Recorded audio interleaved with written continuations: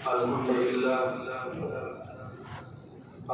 لله نحمده ونستعينه ونستغفره ونؤمن به ونتوكل عليه ونعوذ بالله من شرور أنفسنا ومن سيئات أعمالنا من يهده الله فلا مضل له ومن يضلله فلا هادي له ونشهد أن لا إله إلا الله وحده لا شريك له ونشهد أن سيدنا وحبيبنا وشفيعنا وسندنا ومهدينا ومولانا محمدا عبده ورسوله أرسله بالحق بشيرا ونذيرا صلى الله تعالى على خير خلقه محمد وعلى آله وأصحابه وبارك وسلم تسليما كثيرا أما بعد فأعوذ بالله من الشيطان الرجيم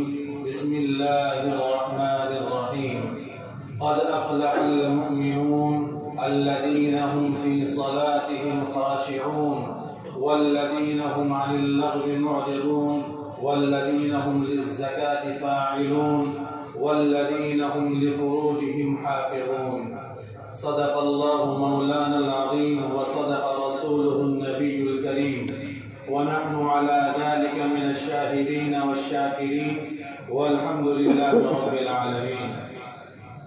عزیزان گرامی، اللہ تبارک و تعالیٰ کا احسان ہوا کہ اللہ نے آپ کو مجھے اپنی مسجد کے اندر اپنی عبادت کے لیے جمع فرمایا. اللہ ہمارے یہاں جمع ہونے کو قبول فرمائے اور جو کچھ کہنا سننا ہو اس کے اوپر مجھے بھی اور آپ کو عمل کرنے کی توفیق نصیب فرمائے. عزیزان گرامی، ربیع الاول کا مہینہ اور تاجدار مدینہ سرکار دو عالم صلی اللہ علیہ وسلم کی بعثت دنیا میں ہونا. آپ کو گزشتہ ہفتے میں نے بتایا تھا کہ اللہ کے نبی صلی اللہ علیہ وسلم کی زندگی، آپ نے اللہ کے نبی صلی اللہ علیہ وسلم کی امت نے آپ کی زندگی کو جشن بنایا ہے. ہمیں چاہیے یہ تھا کہ اللہ کے نبی صلی اللہ علیہ وسلم کی زندگی کو مشن بنایا جائے. عزیزان گرامی، مشن جس کی زندگی کو بنایا جاتا ہے جب تک دنیا کو اللہ باقی رکھے گا اس کا مشن جو ہے جاری و ساری رہے گا. اور جشن وقت آتا ہے، جشن مناتے ہیں اور بات چلی جاتی ہے. تو آپ کی ذات تاجدار مدینہ سرکار دو عالم صلی اللہ علیہ وسلم کی ذات جو ہے وہ ایسی ذات نہیں کہ صرف 10 دن مہینہ بھر یاد کیا جائے اس کے بعد بھلا دیا جائے. عزیزان گرامی، ہماری ناکامی جو آج ہے اور دور حاضر کے اندر جو ہماری ناکامی پوری امت محمدیہ کی ناکامی جو چل رہی ہے وہ صرف اور صرف اسی وجہ سے چل رہی ہے کہ ہم نے آپ کی زندگی کو جشن بنایا ہے. مشن اگر بنا لیتے تو اللہ آپ کو ہماری زندگی کو کامیاب کر دیا. تو عزیزان گرامی، اللہ تبارک و تعالی نے قرآن کریم کے اندر سورہ مومنین کے جو شروع کی جو آیتیں ہیں اس کے اندر اللہ نے فرمایا قد افلح المؤمنون، قد افلح المؤمنون، کہ میرا اللہ فرماتا ہے کہ کامیاب ہو گئے دنیا میں جن لوگوں کو اللہ نے پیدا فرمایا ہے ان لوگوں میں وہ لوگ کامیاب ہو گئے. کون کامیاب ہوئے؟ قد افلح المؤمنون، وہ لوگ کامیاب ہوئے جنہوں نے ایمان کو قبول کیا، جنہوں نے ایمان کو قبول کیا، ایمان والے ہو گئے، ایمان کو اپنایا.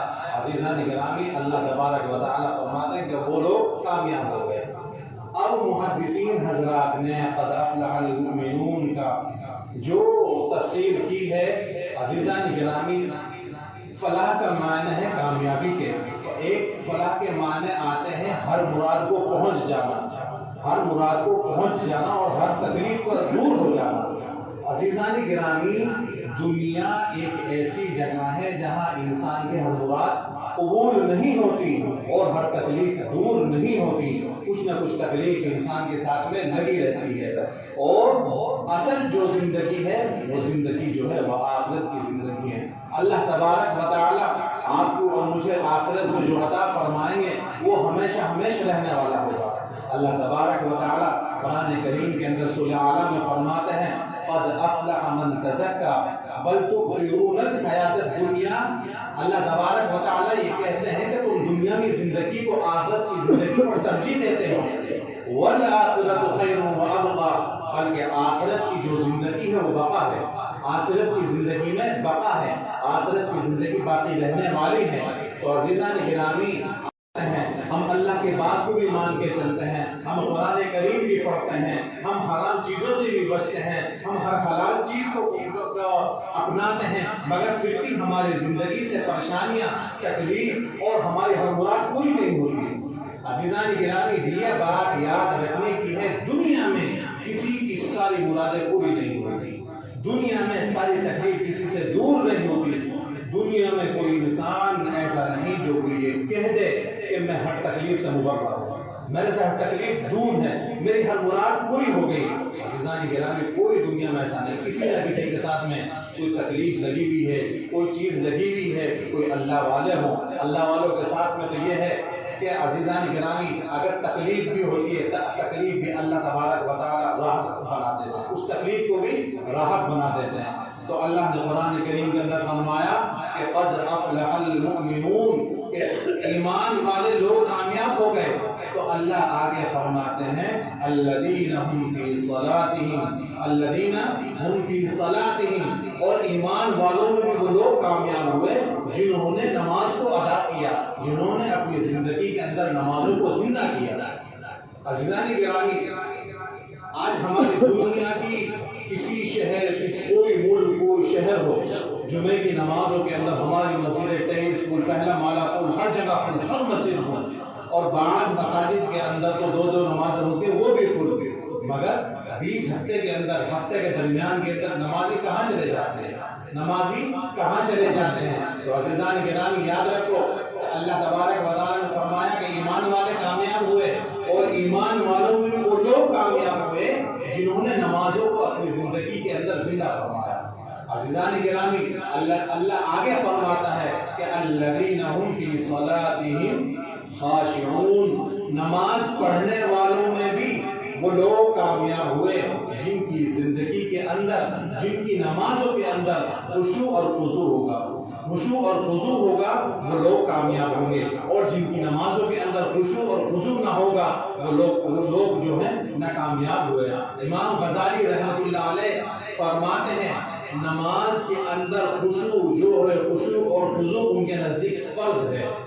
امام غزالی رحمۃ اللہ علیہ یہ فرماتے ہیں نماز کے اندر خشوع اور خضوع ان کے نزدیک فرض ہے. اور حضرت تھانوی رحمۃ اللہ علیہ فرماتے ہیں کہ فرض کے درجے میں تو نہیں, مگر نماز کے قبول ہونے کے لیے واجب کے درجے میں ضرور ہے. نماز کے قبول ہونے کے لیے واجب کے درجے میں ہے. تو عزیزان گرامی, حضرت علی رضی اللہ تعالیٰ عنہ ارشاد فرماتے ہیں خشوع کا مطلب کیا ہے. خشوع کا مطلب یہ ہے دوسری طرف نماز میں کھڑے ہو کے التفات نہ کرنا.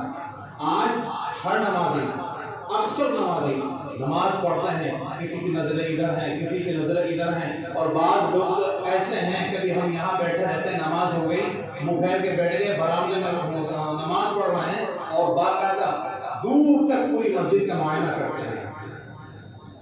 حضرت تھانوی رحمۃ اللہ علیہ نے لکھا ہے کہ جس کی نمازوں کے اندر خشوع اور خضوع نہیں, اس کی نماز قبول نہیں. نماز کے قبول ہونے کے لیے نمازوں میں خشوع بہت ضروری ہے, نمازوں میں خشوع بہت ضروری ہے. خشوع کا مطلب کیا ہے عزیزان گرامی؟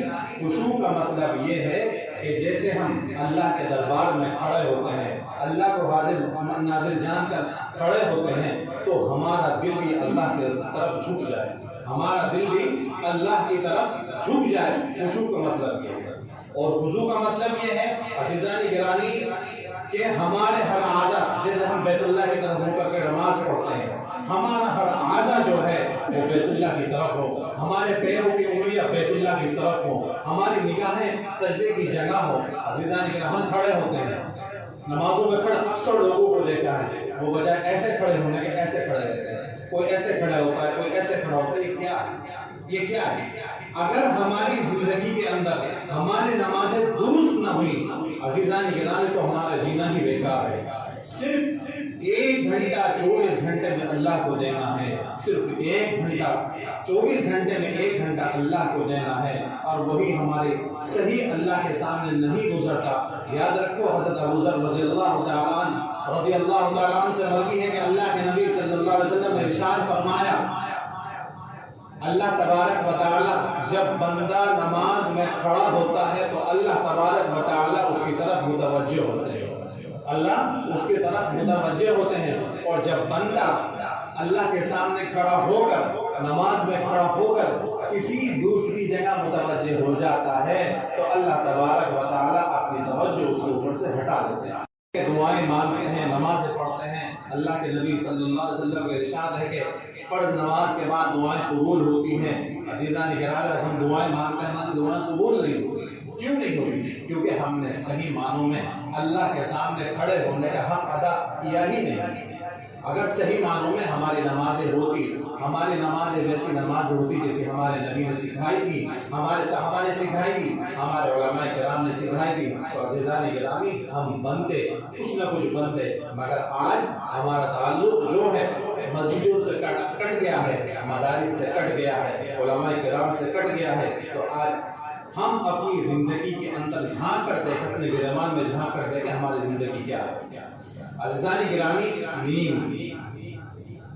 میموں کا جمع ہونا کیا؟ مسجد، مدرسہ، مولوی، مسجد، مدرسہ، مولوی۔ یہ امت، اللہ کے نبی صلی اللہ علیہ وسلم کی امت جب تک مسجد سے جڑی رہے گی اللہ کامیاب کرے گی۔ اس کے بعد یہ امت مدارس سے جڑی رہے گی تو اللہ تبارک و تعالیٰ اس کے ایمان کو مضبوط فرمائیں گے۔ یہ امت جب تک مولوی سے جڑی رہے گی تو اللہ تبارک و تعالیٰ اس کی زندگی کے اندر تقویٰ پیدا فرما دے گا۔ آج ہم کسی عالم کے پاس بیٹھنا پسند نہیں فرماتے، بلکہ ہوتا تو یہ ہے اگر کسی عالم کی اتنی سی برائی مل جائے، اتنی سی برائی مل جائے، وہ مولوی تو ایسا ہے، وہ مولوی تو ایسا ہے، فلاں عالم ایسا ہے۔ یاد رکھو حضرت تھانوی رحمۃ اللہ علیہ کے پاس ایک شخص آیا، اس نے فرمایا کہ حضرت میری بچی کا 2 جگہ سے رشتہ آیا ہے، میری بچی کا 2 جگہ سے رشتہ آیا ہے۔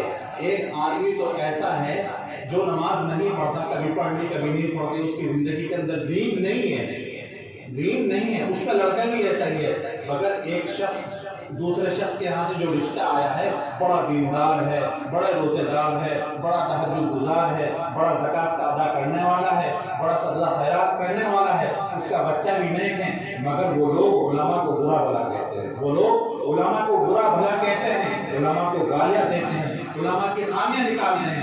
تو عزیزان گرامی، حضرت تھانوی رحمۃ اللہ علیہ نے فرمایا جو کم دین ہے اس کے یہاں سے یہ رشتہ کر لے۔ عزیزان گرامی، حضرت تھانوی نے فرمایا جو آدمی بڑے کتنا بھی نیک ہو، علماء کو برا بھلا کہتا ہے، علماء کو گالیاں دیتا ہے، کہ مجھے ڈر ہے اللہ تبارک و تعالیٰ کہیں اس کی نسلوں سے ایمان کو ختم نہ فرما دے۔ اور آج ہم نے کیا کیا ہے، ذرا سا بھی کچھ ہو جائے، کسی عالم سے کوئی غلطی ہو جائے، بس اس کی غلطیوں کو چھاننا شروع کر دیں، مولوی ایسا، عالم ایسا، مولوی ایسا، عالم ایسا۔ اسی وجہ سے ہماری نسلوں کے اندر دین زندہ نہیں ہو رہا ہے، اسی وجہ سے ہماری نسلوں کے اندر دین زندہ نہیں ہو رہا ہے۔ کاش کہ ہم علماء کی قدر کرنے والے ہوتے تو اللہ ہماری نسلوں کے اندر کوئی نہ کوئی عالم، ایسا عالم پیدا فرما دیتا کہ جو عالم باعمل ہوتا، جو عالم باعمل ہوتا۔ تو عزیزان گرامی، اللہ تبارک و تعالیٰ نے جب تک اس امت کے جوڑ مسجد سے رکھا ہے، مدرسوں سے رکھا ہے، مولوی سے رکھا ہے، خدا کی قسم یہ قوم کبھی زندگی میں برباد نہیں ہو سکتی۔ اور جس دن بھی قوم مسجد سے ہٹے گی، مدارس سے ہٹے گی، صرف نام کی رہ جائے گی کہ ہاں ایمان والے ہیں۔ عزیزان گرامی، صرف نام کی رہ جائے گی۔ گزشتہ ہفتے بھی میں نے آپ کو بتایا تھا کہ اگر دنیا کے حالات کو آپ بدلنا چاہتے ہیں، آپ یہ سوچتے ہیں کہ پہلے فلاں جگہ فلاں محلے والے بدلیں گے، فلاں جگہ والے بدلیں گے، اس کے بعد ہم دیکھیں گے۔ عزیزان گرامی، ہر ایک آدمی کو پہلے خود بدلنا پڑے گا، ہر ایک آدمی کو پہلے خود بدلنا پڑے گا۔ دنیا کے حالات کو اچھا کرنا اور خراب کرنا صرف ایمان والوں کے ساتھ میں اللہ نے رکھا ہے۔ جب ایمان والوں کے حالات، اعمال ان کے خراب ہوئے ہیں، تب میرے اللہ نے دنیا کے حالات کو بدل کر رکھا ہے۔ اور جب ایمان والوں کے حالات، اعمال اچھے ہوئے ہیں، تو جب اللہ نے اس دنیا کے اندر رحمت، برکت اور اپنی نعمتوں کی بارش فرمائی ہے۔ عزیزان گرامی، اب سے پہلے کیا تھا؟ اب سے پہلے ایمان والے تھے، اب سے 10 سال 20 سال 30 سال پہلے لوگ علماء سے جڑے ہوئے ہوتے تھے، ان کے ایمان مضبوط ہوتے تھے، ان کے تقوی، ان کی زندگی کے اندر تقوی ہوتا تھا. اور آج ہم سب چیزوں سے کٹ گئے، صرف تھوڑے بہت مسجد کے بن کے رہ گئے، نہ تو ہمیں مدارس کا پتہ ہے، نہ ہمیں علماء کا پتہ ہے، نہ ہمیں مولوی کو پتہ ہے. اسی وجہ سے ہمارا ایمان مضبوط نہیں ہے. اسی وجہ دیکھو دنیا میں دین کا کام، تبلیغ کا کام ہر جگہ ہوتا ہے. یہ وہ سچ کہتا ہوں کہ بالکل جو میں نے میری زندگی کا ذاتی تجربہ ہے. تبلیغ کو فالو میں بھی کرتا ہوں. تبلیغی جماعت بھی دارالعلوم دیوبند سے نکلی ہے.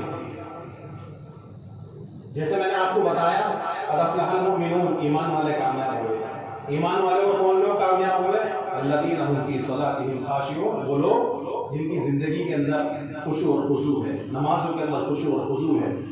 تو عزیزان گرامی، تبلیغ کا جتنا کام ہم کرتے ہیں، خود اپنی زندگی کو جھانک کر دیکھو.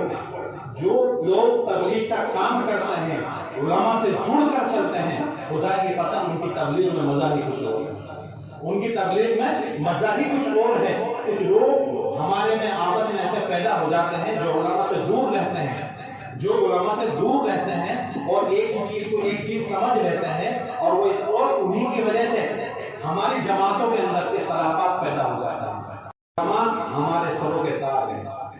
علماء ہمارے سروں کے تاج ہیں، چاہے وہ مدارس کے علماء ہوں، چاہے وہ تبلیغ کے علماء ہوں، چاہے وہ مرکز کے علماء ہوں، چاہے وہ شورا کے علماء ہوں. یاد رکھو ہماری اتنی اوقات نہیں کہ ہم کسی بھی عالم کی طرف کو اف کہہ دیں، اف کہہ دیں. میرے اللہ نے فرمایا ہے انما یخشی اللہ من عبادہ العلماء، میرے بندوں کے اندر سب سے زیادہ ڈرنے والے کون ہیں؟ وہ علماء ہیں، وہ علماء ہیں. اور اللہ کے نبی صلی اللہ علیہ وسلم نے فرمایا العلماء ورثۃ الانبیاء، انبیاء کا اگر کوئی وارث ہے وہ علماء ہیں. تو آج ہم علماء کرام کو برا بھلا کہتے ہیں، تو یاد رکھو ہمارے دین کے جتنے کام ہیں سب برباد ہیں، سب برباد ہیں، سب برباد ہیں. صرف اپنے ایمان کو بنانے کی فکر کرو، اللہ سے توبہ کرو اور اپنے ایمان کو بنانے کی فکر کرو.